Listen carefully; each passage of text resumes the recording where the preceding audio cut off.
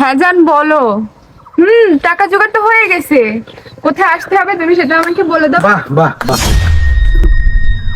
কি তুমি ব্যাপার? এখানে? আমি এখানে চমকে গেলে।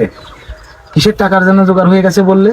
তুমি না বললে তোমার কাজ আছে? হ্যাঁ, কাজ ছিল কিন্তু সেটা নষ্ট হয়ে গেছে তোমার জন্য। আর তোমার মন মানসিকতা এত ছোট, এত নোংরা মন মানসিকতার মানুষ তুমি। আরে তুমি কি বলছো, আমার মন মানসিকতা নোংরা মানে?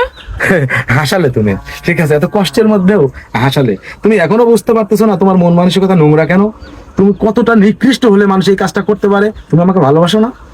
হ্যাঁ ভালোবাসি তো। আচ্ছা বলো তো, তোমার কোন ইচ্ছেটা আমি অপূর্ণ রাখছি? এই তো সেদিনকে তুমি আমার থেকে টাকা চাইলে 10,000 টাকা, আমি তোমাকে 5,000 টাকা বেশি করে এক্সট্রা তোমাকে দেই নাই?